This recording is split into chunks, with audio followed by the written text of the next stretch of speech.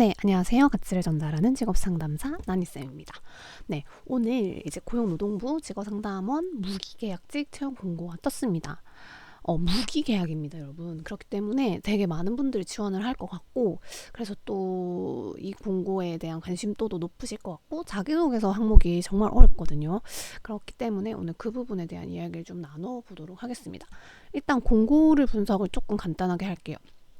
일단 제가 서울이랑 부산 두 개를 켰는데 보니까 뭐 조건이나 이런 거 당연히 똑같고 뽑는 인원수 당연히 다를 거고요. 그다음에 일정이 조금 달라요. 일정이 다른 부분이 있다는 거. 그래서 일단 서울을 예시로 들게요. 일단은 이 채용은 NCS 기반이다라는 거, 이게 되게 중요하고, 이력서나 자기소개서가 다 NCS 기반이에요. NCS 국가 직무능력 표준 모르시면 이거 지원하면 안 될 수도 있습니다. 그리고 지식, 기술, 태도 등은 본문에 포함된 설명서 참고하셔야 되고, 일단 무기계약인 거예요. 이전에는 계약직이었는데 이제 무기계약으로, 이제 무기계약이라는 것이 뭐 말이 무기계약이지 정규직이죠.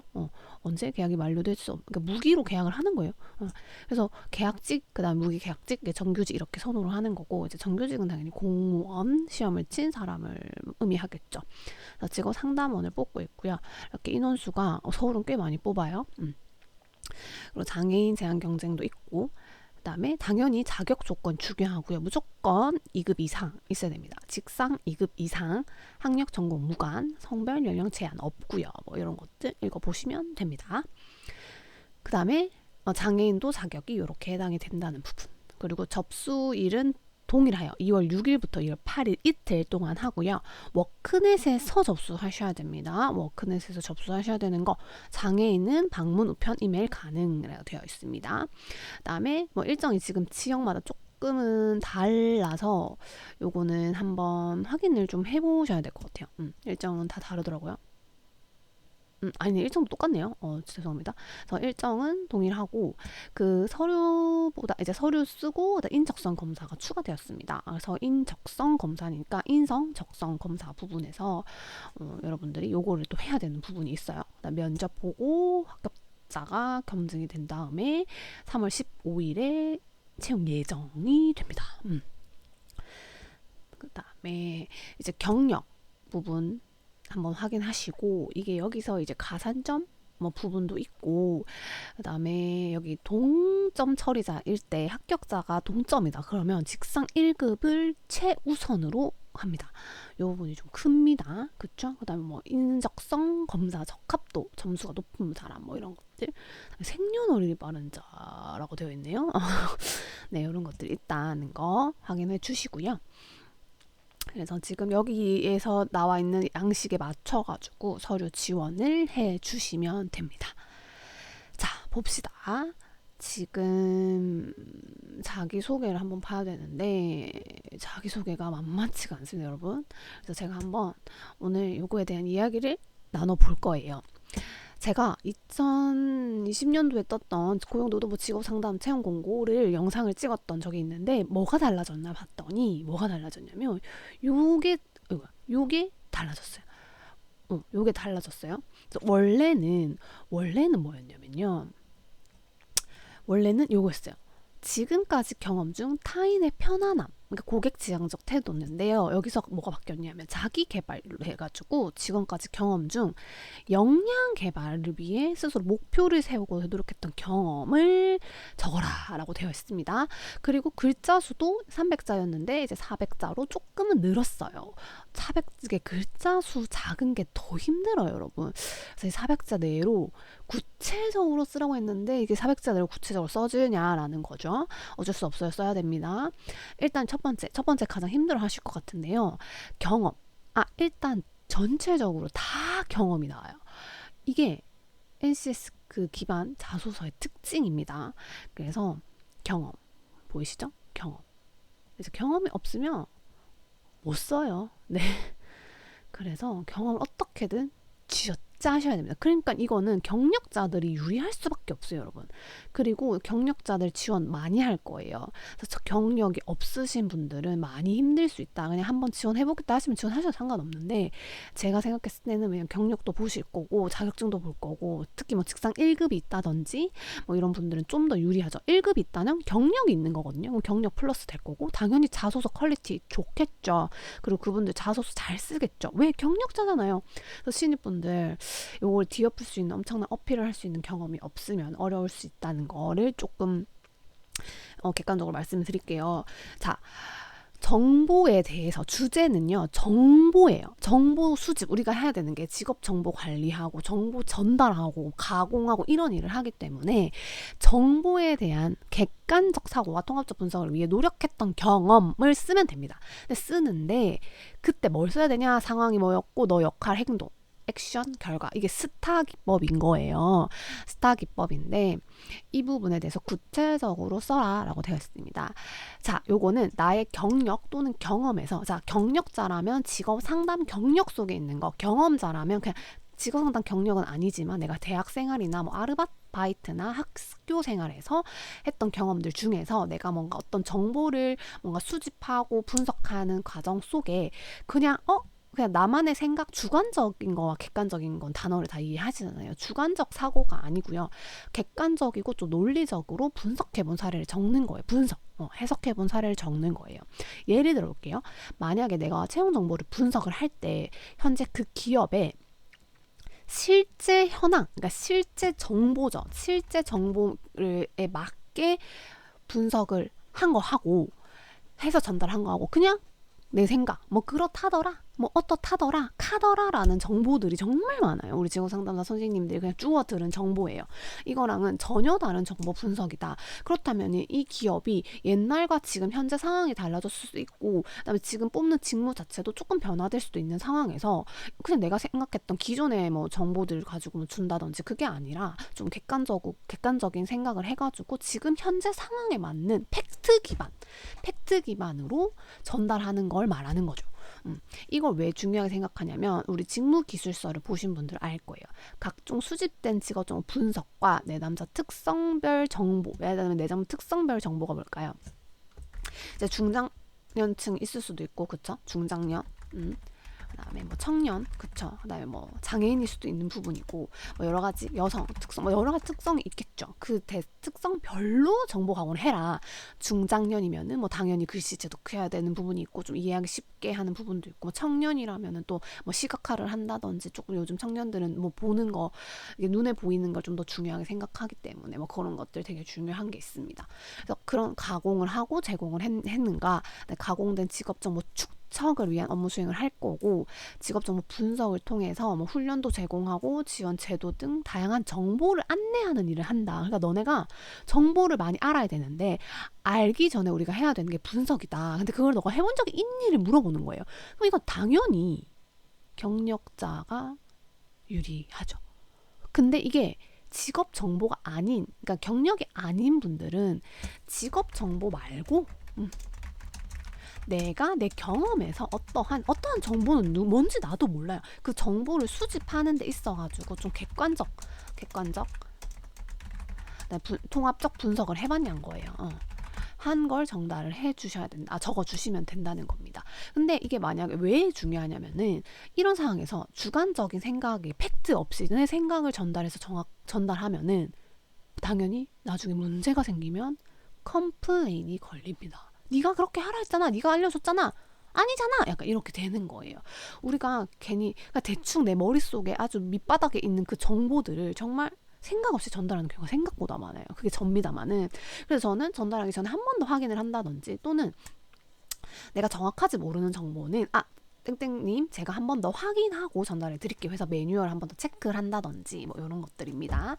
그리고 뭐 채용 정보뿐만 아니라 뭐 직업 정보에서 뭐 NCS라든지 특히 뭐 자격증 같은 경우는 계속 변하잖아요. 그러면 땡땡 지원자가 뭐 한국사 1급을 취득한다 했을 때 예전에는 뭐 60점 만점, 70점 만점이 뭐 1급이었지만 지금은 뭐 또 바뀌고 뭐 이런 식으로 변화되는 것들, 이런 것들에 대해서 정확하게 전달을 해줘야 된다는 부분인 거죠.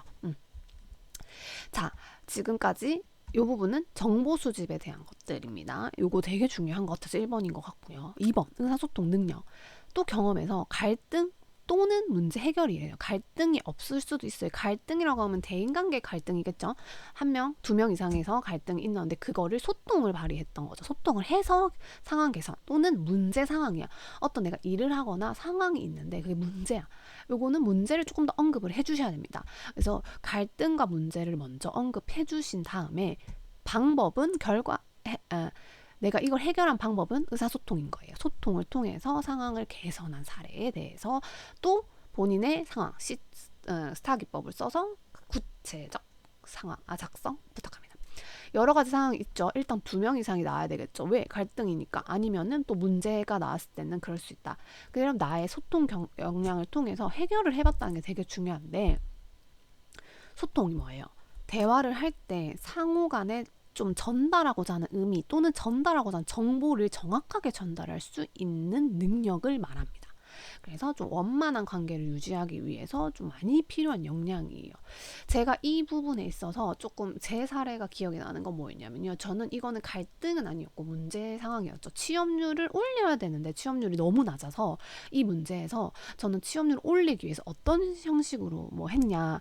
이 부분은 제가 그 취업률 낮은 이유를 분석을 했다. 그게 뭐였냐면 12명이 고용보험 가입이 되어 있지 않았고 취업자였지만 취업률이 잡히지 않는 상황에서 이걸 해결하기 위해서 어떻게 했다. 이게 소통이겠죠? 어떻게 했다? 근데 되게 간단하긴 해요. 어떻게 하실 거예요, 선생님들? 12명이 고용보험 가입이 안 됐어. 어떻게 하실 거예요? 당연히 컨택해야죠. 그 컨택에서 나의 뭔가 소통 방법. 저는 조금 라포 형성이 잘 되어 있었어요. 12명 모두 다 잘 되어 있었던 건데 중요한 거는 제 담당이 아니었던 분도 있었겠죠. 하지만 제가 관리자였기 때문에 담당하는 분에게 먼저 전화를 해요. 내 남자에게 전화를 해서 땡땡씨 고용보험 가입이 안 되었는데 저희가 요거를 회사 측에 한번 컨택을 하려고 하는데 괜찮겠어요? 라고 일단 허락을 맡았죠. 왜? 그들 입장에서는 좀 껄끄럽잖아요. 네가 뭔데 우리 회사에 전화해 라고 될 수 있잖아요. 그렇기 때문에 선생님 괜찮아요. 이렇게 해가지고 설명을 하고 인사 담당자에게 전화를 합니다. 그래갖고 상담자에게 지금 현재 상황이 고용보험 가입이 안 돼 있다. 이분이 지금 취업일이 어떤 날인 걸로 알고 있는데 왜 고용보험이 안 되었을까요? 한번 확인하고 그리고 저희가 지금 취업 기간인데 요분들의 고용보험이 가입이 되어야 취업률이 올라갑니다. 그리고 저희가 지금 평가 기간이라서 너무너무 중요합니다라고 간절하게 이야기를 했습니다. 그래서 결론은 2주 동안 4%라는 취업률이 올라갔어요. 이게 뭐 별거 아닌 의사소통이지만 나의 의사소통 역량은 이런 부분이다라고 설명을 해주는 게 가장 중요한 거죠. 그렇게 해서 결과적으로 취업률 향상, 예를 들면 문제 과정은 취업률이 낮았다. 그래서 이거를 올리기 위해서 소통을 했고 그렇게 해가지고 취업률 올렸다. 이렇게 작성을 할 것 같아요. 이거 너무 구체적인 예시인데 이거는 실제로 그런 일이 있으신 분들이 쓰셔야 됩니다. 그렇겠죠? 이것도 당연히 취업자에게 되게 유리할 수 있는 경험인 것 같아요. 자, 3번째는 공공기관, 공기업에서 정말 많이 나오는 건데요. 규정 준수, 법규 준수, 공공기관 중요합니다.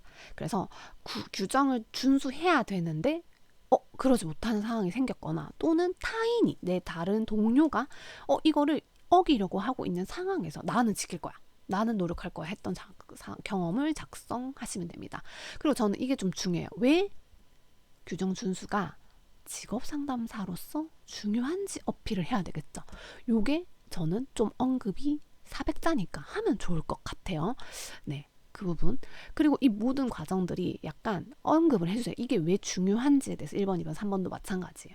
그래서 근데 규정 준수는 정확하게 내가 왜 규정을 준수해야 되는지 나의 직업 상담사로서 직업 가치관, 직업 신념을 좀 더 어필을 하고 그런 상황들에 대해 설명을 해주시면 되겠죠. 이 공기업 넣는 친구들 중에 많이 넣는 게 뭐 장부를 오픈한다라든지 뭐 그런 돈과 관련된 것들 얘기 되게 많이 했던 것 같고 그런 부분들을 체크를 좀 하셔서 경험을 잘 생각해 보시면 됩니다. 이게 규정이라서 엄청난 걸 의미하는 건 아니에요. 규칙, 뭐 규정, 뭐 법 이런 게 다 되고요. 4번 자기 개발하는 거는 직업 상담사로서 너무 중요하다. 그렇기 때문에 너가 역량 개발을 하기 위해서 네 스스로 목표를 세웠니? 첫 번째 중에 스스로가 키워드예요. 스스로 목표 세웠니? 세웠습니까? 이거 그 다음에 노력은 뭘 했니? 뭐 약간 단계가 나와줘야 되겠죠. 그리고 그 상황에서 무엇을 목표를 어떻게 노력했고 결과, 목표 어떻게 했고 결과 3개. 이거는 제가 조금 고쳐야 되는 부분인데, 그래서 우리가 자기개발 중요하죠. 그래서 역량을 얼만큼 강화시키려고 노력했는가. 그러면요, 선생님, 여기서 중요한 건 경력자들은 당연히 직업 상담사로서 역량을, 아까 뭐 직무 역량이든 아니면 소프트 스킬이든, 소프트 스킬이라고 하는 거는 소통, 뭐 대인관계, 문제 해결 이런 걸 말해요. 문제 해결 이런 걸 말하고, 아니면 업무적으로 필요한 컴퓨터 뭐 활용 능력이라든지, 이제 우리가 직무 능력에서 이거야? 자기소개서 첨삭하는 거 면접처럼 뭐 취업 지원 서비스 역량을 말하는데요. 취업 지원 서비스 능력 뭐 이런 것들 서비스 역량도 될 수 있을 것 같고, 그 다음에 뭐 직업 상담사는 어떤 뭔가 역량이 중요한가, 나의 좀 생각, 직업 상담사로서 필요하다고 생각하는 역량은 뭔데 그 뭐를 설득해야 돼요. 이게 만약에 우리가 누구나 그래 맞아, 직업상담사 자기소개서 잘 써야 되니까 자기소개서 이거는 설득을 굳이 안 해도 되지만 이게 과연 역량이라고? 뭐 이런 것들 있잖아요. 근데 설득 너무 돼요. 막 그러면 그것도 가능해요. 설득해서 그거를 내가 노력을 했다. 왜냐면 전 차라리 이게 더 메리트가 있죠. 차별화가 되는 거예요. 차별화 되니까 이런 부분도 저는 되게 좋을 것 같아요. 근데 이걸 지금 제가 여기서 말씀드리면 다 그걸 쓰실 것 같고, 그렇게 안 한 분들도 너무 많은데 그렇게 쓸 필요는 없는데, 그럼 거짓말이 또 되니까 저는 여러분들 실제로 경력에서 했던 것들, 또는 경력 없어 선생님 하면은 이런 소프트 스킬적인 부분도 괜찮아요.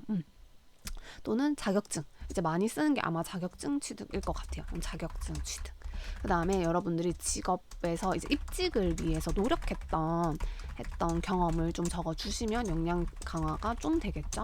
그래서 얼만큼 목표를 세우는 것도 중요하지만 그걸 어떻게 노력했는지, 노력한 부분을 좀 보려고 하는 거라서 열심히 적어주셔야 되는 거. 현재까지 지원 업무죠. 지원 업무가 뭡니까? 직업 상담입니다. 그렇죠? 요거와 관련된 경험, 경력, 기타 직무 관련된 것만 쓰셔야 됩니다. 그럼 이것도 당연히 누가 유리해요? 경력자가 엄청나게 유리합니다. 신입분들이 조금 어려울 수 있다는 부분이 있어요. 1번, 4번 역량 제외하고 내가 가지고 있는 직업상사 역량 중에 이건 꼭 여기서 말해야 돼. 1번, 2번, 3번, 4번에서 안 물어본 거 말해야 되는 거.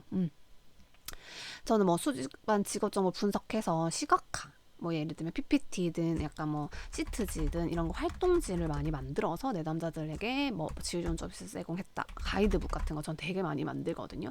또는 저는 이것도 되게 좋을 것 같은데, 뭐 카드 뉴스나 뭐 콘텐츠 같은 거 있잖아요. 취업 콘텐츠 뭐 이런 것들을 만들어서 내담자들에게 전달을 했다든지, 또는 뭐 여러 가지가 있을 것 같은데, 뭐 상담 일찍 피드백을 한다든지, 뭐 상담 기법을 이제 좀 공부를 한다든지, 뭐 여러 가지의 역량들, 경험들을 좀 적어주시면 될 것 같고, 아니면 실적 성과 부분 어필할 수 있는 것도 좋겠죠. 그리고 뭐 이제 민원인 흔히 말하는 진상 고객을 대처했던 경험도 너무 좋을 것 같아요. 이것도 직업 상담 관련 경험이니까요. 그래서 직업 상담 지금 관련 경험이라고 했을 때 어떤 게 들어가면 좋을까 하면은 직무 기술서를 보시면 됩니다. 직무 기술서 꼭 정독하고 여러 번 읽으셔야 돼요. 자, 선생님들, 우리 직업 상담 서비스는 사실 복지 쪽에 들어가는 거 알고 계셨나요? 상담 알선 있고요. 뭐 하는지 나와 있고, 주 업무 구인구직 상담 알선, 프로그램 운영, 직업정 관리, 여기 나오죠. 관리, 서비스, 지원 이렇게 나와요. 그럼 디테일하게 뭐 한다. 그럼 이거와 관련된 경험을 마지막에 적어주셔야 된다는 겁니다. 그래서 이걸 정말 제발 꼼꼼하게 읽고, 예를 들면 뭐 직업심리검사랑 검사도구 선택이면은 역량개발에 직업심리검사 해석을 위한 공부를 해봤다, 이런 거 될 것 같네요. 프로그램 운영해본 거, 기획해본 거 어필할 수 있을 것 같네요. 그런 것들. 그 다음에 여기 일반, 이거 이제 지식은 요런 건데, 요런 것들. 우리가 NCS가 일반, 여기서 필요한 지식, 기술, 태도들이 있습니다. 그래서 이런 태도를 또 어필해도 돼요. 이런 태도 있잖아요. 이런 것들 좀 많이 꼼꼼하게 읽어주시면 될 것 같아요. 그렇게 하시고 여러분들이 이 부분을 제가 블로그에 한번 언급을 해 놓을 테니까요. 한번 읽어 보시고 한번 적어 보시면 좋을 것 같습니다. 그리고 제가 이제 아마 이 부분에 대해서 나중에 얘기는 드릴 것 같은데 개인별 첨삭, 유료 첨삭을 할 거예요. 그래서 혹시 필요하신 분들은 제 블로그에 한번 들어오셔가지고 첨삭 요청을 하시면 돼요. 유료입니다. 그래서 꼭 필요하신 분 하시고 굳이 안 받아도 돼요. 왜? 경력자들은 알아서 잘 쓰실 거니까요. 근데 이거 잘 쓴다고 내가 합격할지 안 할지는 저도 보장을 못 해요. 왜? 여러 가지를 봐야 되니까요. 근데 저는 혹시 지금 자소서 쓰는 부분에 있어서 또는 첨삭하는 부분에 있어서 조금 뭔가 배워보고 싶다라든지 자기소개서 한번 피드백 받아보고 싶다 하시는 분들은 유료 첨삭 서비스 한번 받아보시면 좋을 것 같습니다. 이미 근데 제가 너무 많은 얘기를 했어요. 이거는 거의 뭐 강의급으로 한 거기 때문에 이걸로도 저는 선생님들 충분히 쓸 수 있다고 생각하고 추가적으로 원하신 분들은 제 블로그 와서 첨삭 요청해 주시면 됩니다. 여러분 좋은 결과 있길 바랄게요. 꼭 공고문을 꼼꼼히 읽어주셨으면 좋겠어요. 우리 친구들, 그러니까 내담자들도 그렇게 놓치는 게 엄청 많아요. 선생님들 요거 제가 하나하나 다 훑어 드릴 수가 없으니까요. 선생님들이 꼭 씹어 드셔야 됩니다. 요것도 다. 그리고 요거 잘 보시고 선생님들 지원을 해봐야지 그 다른 사람들한테도 안내를 해줄 수 있는 부분이겠죠. 그리고 일정 꼭 체크하십시오. 그리고 2월 6일이죠. 2월 8일이죠. 8일 6시에 7시에 지원하면 큰일 날 수도 있어요. 장난 아니게 전산 막힐 수도 있으니까 뭐 7일이나 8일 오전 중에는 꼭 넣으셨으면 좋겠습니다. 네.